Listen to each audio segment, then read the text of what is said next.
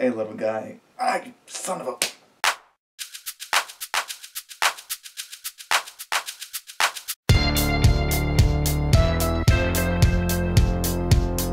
Hey everyone, Davey here. So in my opinion, I think Ant-Man's real challenge was not to be a good movie, but would it be the movie to convince me that ants are essential to human life? I know science proves, yes, they are, but I hate ants. I'm sorry, but ants are one of my humongous pet peeves amongst the animal kingdom, especially during the summer season. Down here in Southern California, summer hits, ants just come out of nowhere and into everywhere. You drop a crumb of food or anything that ants love, they appear within like 5 minutes, and they have the potential to ruin their day. But a movie about ants could possibly make your day, especially if it is Ant-Man. And in the movie, Scott Lang, played by Paul Rudd, plays this small-time burglar who finally gets out of jail, but when he does so, he comes across this man named Hank Pym, who's a scientist, and offers him a shot at redemption to not only get to see his daughter again, but ultimately save the world. And in order to do so, he must become the insect-sized hero, Ant-Man. Marvel, in my humble opinion, kickstarts Phase 3 with Ant-Man. A lot of people believe that next year's Civil War with Captain America and Iron Man is going to be the start of Phase 3, but I feel like Ant-Man is the proper beginning of Phase 3, because not only does it come straight out of the, I don't want to say shadow, but out of the way of Avengers Age of Ultron at the beginning of this summer. Not only does it reference that, but it comes out right after Avengers Age of Ultron, and I feel like every Avengers film is going to cement, be the period on the sentence that is that particular phase of Marvel's cinematic universe. And I feel like Age of Ultron is the period at the end of Phase 2, because it's Avengers. You get all your Avengers together, and you cement things with an event that happens within that Avengers movie, and that kind of ends the phase for me. So Avengers was the end of Phase 1, Age of Ultron was the end of Phase 2, and I feel like the beginnings of Phase 3 starts off with Ant-Man. And I feel like it's appropriate because Ant-Man is a very obscure character. I mean, sure, you could kind of say that Guardians of the Galaxy might have been a bit more obscure because Ant-Man has popped out here and there, especially amongst the cartoons, mainly as a second-tier character. And don't get me wrong, Ant-Man by some people could still be considered as a second-tier character, but this movie made him a little bit more than that. I mean, first of all, this is the movie that sparked some debate amongst the following of the making of the film, when Edgar Wright was attached to make the movie, but then he departed the film, citing creative differences with Marvel. And so Peyton Reed was brought on to direct, and I believe the only thing that really sticks to mind that he previously made was Bring It On, the cheerleading movie with Kirsten Dunst.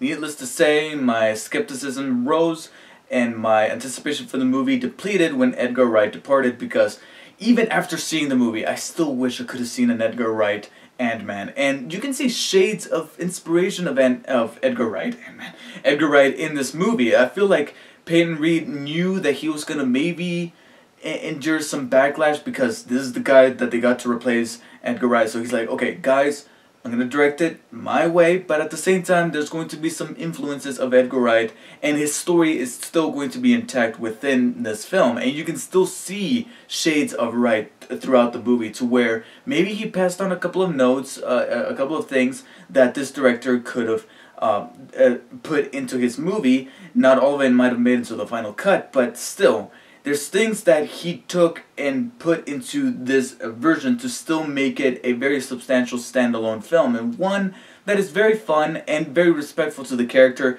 that makes him more than just a second-tier character. And one of the best things that the director as well as the writers handled with this film is the fact that it knows what it is. It's a movie called Ant-Man, who controls ants and rides along with ants.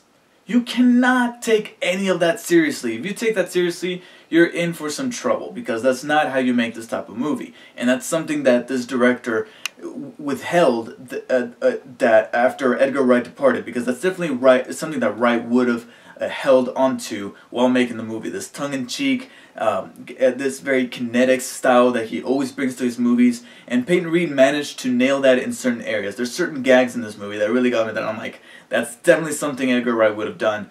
And certain sequences are shot with this humor that Marvel knows all too well as this really good sense of fun. This movie's ultimately very, very fun. It's a very good time filled with plenty of humor, plenty of heart, and these characters that felt very compelling. Paul Rudd as Scott is very charismatic and funny, and he wins us over with his character. We feel for him. We feel his desire to want to see his daughter again, but ultimately he's going to have to become Ant-Man in order to do so. And he really does own that character. Evangeline Lilly plays a similar character that she did in The Hobbit. However, here she fits in with the science fiction setting, and I also felt for her character as well. And the two of them working together with Hank Pym made for a very dynamic trio. But it's Michael Douglas as Hank Pym who I think stole the show in this movie. I mean, the dude, he's a seasoned actor. I mean, he is a legend at this point. So the fact that they managed to get him for a Marvel movie speaks volumes, and I love that he brought his A game. He didn't half-ass it. He didn't just say, oh, it's a superhero movie, I'll just do whatever, you know, they'll pay me that humongous check because it's Marvel, and I'll just get right on out. No, he really did hone in the character. Like, I felt for him. There's certain scenes where I'm just like, dude, I want to hug you, dude. Like, I really do. And he genuinely felt like Hank Pym. He felt like that scientist who's driven with passion for science, but also love for his family, for the people from his past. I'm not going to get too much into that, but he was essentially the focus of this movie. You really do feel a legacy there, to the point where I almost wish the movie would have been about him. In fact, it's not too late for that. We could definitely see a prequel movie where we could have a young Hank Pym, but of course, you know, with Michael Douglas, you would have to cast somebody who can maybe bear resemblance to Michael Douglas. But I seriously wouldn't mind seeing a prequel story on Hank Pym and how he created his technology and how he fits in to the Marvel Universe. Sadly, I wish I could say the same thing about Corey Stoll as Darren Cross, aka Yellow Jacket, who is our main antagonist in the movie, but I can't because he was reduced to another Obadiah Stane from the original Iron Man, where he's mainly there to be that villain to say, hey, I am the future, I developed this technology, I'm going to be the king of the world or some shit, and he becomes our villain and puts on the suit by the end, at the very end. And hopefully that's not a spoiler, but you can kind of deduce that from the trailer. And it's a shame because this is Corey Stoll, who I first saw in House of Cards, and who was a terrific actor in that show. I mean, there were certain scenes that he stole, and some of those scenes he shared with Kevin Spacey, so that should say a lot. And so I was definitely looking forward to see how he played out in Ant-Man, only to figure out that he was reduced to that type of role, to be that, I don't want to say a mustache-twirling villain because that makes him sound kind of cartoony, and that's one of the things that I can say positively about his character, is that he wasn't too cartoony, he was a bit more grounded, but there wasn't too much for him to be a better villain. I felt like there could have been more to his character, and there were points where it looked like they were going in that direction, especially where something gets brought up about him that connects to Hank Pym that I found very interesting, only for them to not really fully flesh that out. I wish they could have done that, but instead he becomes that character similar to Obadiah Stane in Iron Man that simply just puts on the suit at the end and says, hey, I could have been this big guy, but now I gotta take you out. And it's definitely one of the downsides of the movie, and it kind of echoes what is, in my opinion, the biggest problem I had with the movie. And that problem is that we are already in 2015 with Phase 3 of the Marvel Cinematic Universe, and the screenplay felt like maybe they kind of kicked this thing around ever since like the early 2000s, because the movie does suffer from some conventions of the superhero genre. Not just the Marvel Cinematic Universe, but any superhero that you can think back to, even before this universe was created. I mean, I'm thinking back to the original Spider-Man, Sam Raimi's Spider-Man from 2002, or some of the superhero movies from the late 90s, early 2000s, the first X-Men, that type of era. There's certain things that happen in this movie that you can kind of see from a mile away, which is kind of ironic because you even have a character in this movie that to say, I saw it coming from a mile away. And it's a shame because I feel like Ant-Man could have been this very unique movie, even much more unique with its directing style should it had been helmed by Edgar Wright. So that because it didn't have that dynamic flair with its style, with its direction, that kind of thing, even though we do see shades of Peyton Reed trying to emulate Edgar Wright in certain areas, it could have used more of that because screenplay-wise, it's not as strong as it could have been, especially in those areas where they strike those conventions. A good example, and this may be a bit of a spoiler, but not really, because, I mean, come on. Come on. You can kind of tell that this is going to happen at some point when you watch the trailer and when you get a taste of what Corey Stoll's character is going to be like. He's the main villain. He's the guy who says, you know, I'm going to, you know, revolutionize technology, all that kind of stuff. And you got that one guy. You got that one guy who says, I don't know about this. This seems like a bad idea. And you got that villain, whoever it is, Corey Stoll, Obadiah Stane, Willem Dafoe as Harry Osborn, as Norman Osborn in that original Spider-Man movie. You got that villain giving him those eyes like, oh, you disagree. What do you think is going to happen next? All right, later on, you know, when that one guy is by himself, alone, what do you think is going to happen? So I'll just let you use your imagination for that one. But the other reason why I'm using a photo of Michael Pena here, who has a role in this movie, is because you see him with that face and that outfit and that hat. What does that tell you? He's going to be the comic relief. And sometimes comic relief can work in the movie. And he kind of did in this one. There's certain moments where he had me laughing. But you also wish for your comic relief to be a bit more than that. A good example that I'm actually watching right now is Daredevil, which I'm hoping to bring you guys a review of that. But Daredevil takes what could have been that sidekick, that comic relief character, and gives him moments of comic relief where he does nothing but comic relief. But then he has other scenes and other episodes where he's fully layered.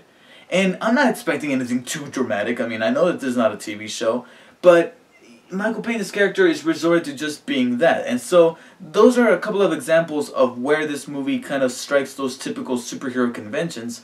And they worked, you know, for the movie, but I'm hoping they try something different when it comes to using Ant-Man as a character in the universe. But I get why Marvel sticks with this formula, because, like I just said, it does work to an extent. I mean, Scott Lang himself even says in this movie, if it ain't broke. But trust me, that's probably the biggest issue that I had with the movie. That aside, this movie is very, very fun. I had a good time watching this movie. It may not be my most favorite out of all the Marvel movies, especially the most recent ones, but I think that this is a very favorable way to kickstart Phase 3. Like, this has me optimistic for not just the direction that they might take the Ant-Man character, but also how the rest of the Phase 3 is going to play out with the inclusion of Ant-Man as such an obscure character who's treated in a not so obscure way with this movie. Like, they handle him with care, because this could have been an easy cash out for Marvel, but instead they're like, you know what, dude, we're gonna make this movie, we gotta make it right, and that satisfied people, and I feel delightfully satisfied with Ant-Man. And needless to say, there are tie-ins with the Avengers, especially one at the beginning, that kind of caught me off guard. I was like, oh, okay, I was expecting Ant-Man to be similar to Iron Man or Guardians of the Galaxy last year, where it has like the least amount of ties with the universe, but trust me, it actually ties in more with the universe, but in a good way, to where it doesn't feel like an advertisement for Avengers 3, like Iron Man 2 did, but in a way that treats the character with respect, not just with its opening prologue, but with this really awesome scene in the middle that I'm not going to spoil, but that scene was, oh my god, I almost want to watch the movie again just for that one scene. And of course, end credits galore. We get an end credit scene in the towards the beginning of the end credits that I really liked, because it wasn't just connecting to the universe, but it simply just precedes what's going to happen with Ant-Man. Just Ant-Man. Like we're not talking about the Avengers, we're focusing on just Ant-Man. And it's something that really piqued my interest. But what's that? Oh, it's the return of the second end credit scene. You thought it was gone with Avengers Age of Ultron? Think again. We get a second end credit scene at the very end, so be sure to stick around for that. I'm not going to mention anything else, but let's just say it's definitely going to be worth your while. I mean, man, I haven't seen an end credit scene that has had me pretty stoked for what's coming next than that end credit scene. That was really cool. So anyways, like I said, this is not necessarily one of my favorite movies that Marvel has pumped out in recent years, but definitely one that has me optimistic for what direction they're taking Phase 3 in. I give Ant-Man a solid 8 out of 10. So let me know what you guys thought of Ant-Man. If you have seen it, if you have not, will you be checking it out? And do you think that we will see a clash between insect and arachnid at some point in the game? Post your comments below. Thank you guys for watching, and I'll see you guys next time.